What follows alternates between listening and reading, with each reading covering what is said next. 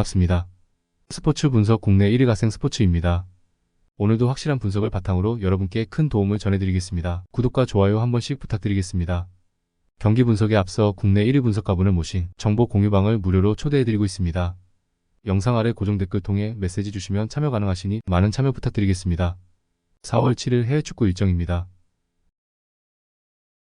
첫 번째 PSV와 알크마르의 경기입니다.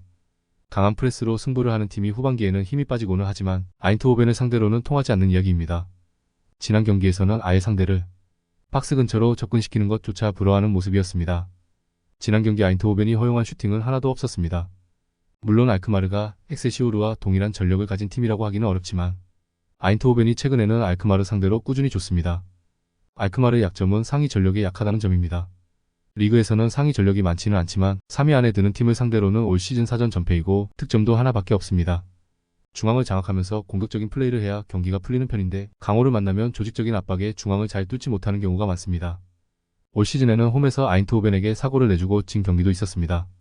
아인트호벤이 가지고 있는 압박에 대한 능력을 믿어볼 수 있는 상태입니다. 알크마르가 상위 전력을 상대로 약한 모습을 보여주고 있다는 점도 무시하기는 어려울 것으로 보이며 중앙에서의 힘이 밀리면 알크마르도 딱히 할 게 없기도 합니다. 그러므로 이 경기는 아인트호벤의 승리와 언더를 추천드립니다. 다음으로 엠폴리와 토리노의 경기입니다. 엠폴리는 골키퍼의 선방으로 근근히 버티고 있는 상황입니다. 다만 엠폴리가 톱 자원들의 동반부진으로 인해서 미드필더인 주로우스키를 앞선으로 빼는 것도 명확한 회복으로 이어지지 못하고 있는 상황입니다.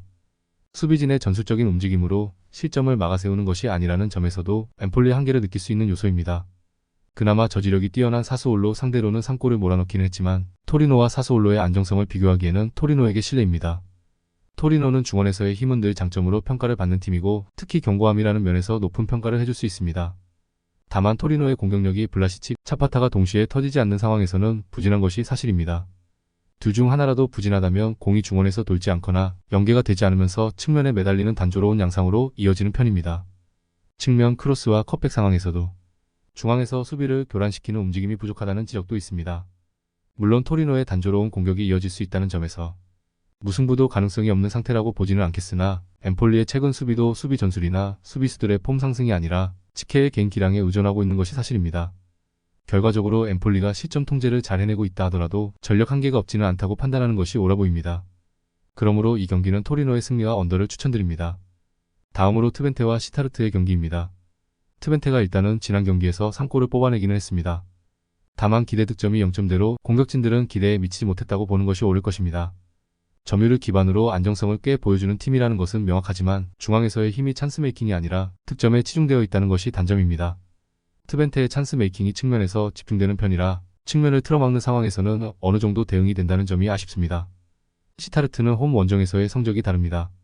사실상 다른 팀이 된다고 보아도 무방한데 일단 공격적으로 밀어붙이는 상황에서의 응답력은 괜찮으나 원정에서의 에너지 레벨이 떨어지는 상황에서는 공격과 수비가 모두 무너지는 양상입니다.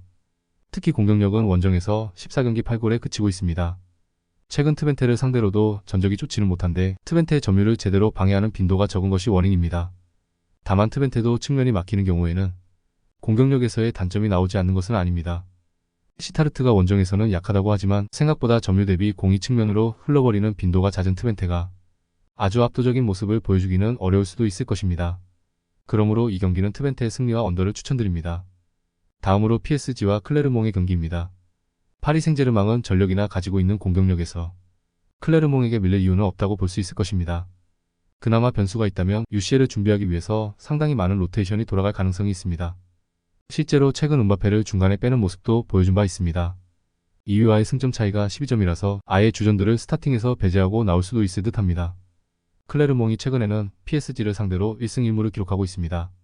상대도 중앙에서의 장악력 기복이 있는 모습이라 이를 10분 활용하는 모습입니다. 다만 지난 마르세유 유전에서 10대 11 상황에서도 이강인의 능력을 이용해서 파리 생제르맹이 어려움 없이 공을 가지고 경기를 컨트롤하던 것을 생각하면 현재로서는 상대의 주도권 장악을 저지할 방법이 많이 없어 보입니다. 다만 파리 생제르맹이 UCL을 위해서 주전들의 페이스를 조절하거나 주전들을 다수 배제하고 나올 가능성이 있는 상태입니다. 골을 무리하게 넣으려는 시도는 최대한 지양할 것으로 보는 것이 옳지 않을까 싶습니다. 그러므로 이 경기는 파리의 승리와 언더를 추천드립니다. 다음으로 빌바오와 마요르카의 경기입니다. 이 매치가 빌바오의 홈인 산마메스에서 펼쳐지는 경기라면 홈에서 강한 빌바오의 저력을 믿어볼 수는 있었을 것입니다. 다만 이번 경기는 세비야에서 펼쳐지는 중립 경기입니다. 결국 마요르카와의 에너지 레벨 경쟁에서 아주 빌바오가 앞서는 상황은 아니라고 보는 것이 옳아 보입니다. 마요르카를 상대로는 상대의 극단적인 오백수를 잘 공략하지도 못하는 모습이었는데 빌바오 입장에서는 상당히 올 시즌 온더볼 상황에서 성장을 이룬 니코의 부상 소식이 아쉬울 것 같습니다. 마요르카가 상당히 수비적으로 인상적인 모습을 보여준 것이 코파델레이 결승으로 인도했다고 할 수 있습니다. 지로나와의 경기에서는 난전이 벌어졌지만 이미 3골을 넣고 잠그는 상황에서 96분까지는 1골로 상대를 잘 제어한 모습입니다. 수비적인 퍼포먼스를 기대할 여지는 있을 것 같습니다. 일단 이 경기가 중립구장이라서 빌바오가 에너지 레벨에서 압도적으로 앞선다고 하기는 어려운 상황입니다. 마요르카도 코파델레이에서 수비로 상대를 애먹이는 모습을 충분히 보여준 바 있고 빌바오 입장에서는 니코의 이탈도 상당히 아쉬운 요소라고 할 수 있습니다. 그러므로 이 경기는 무승부와 언더를 추천드립니다. 더욱더 자세한 조합픽은 국대 최대 스포츠 정보방에서 무료로 받아보실 수 있으니 영상 아래 고정 댓글 링크 클릭해주시면 친절하게 안내 도와드리겠습니다. 조금이나마 유익하셨다면 좋아요, 구독 부탁드릴게요. 다음 영상에서 또 뵙겠습니다.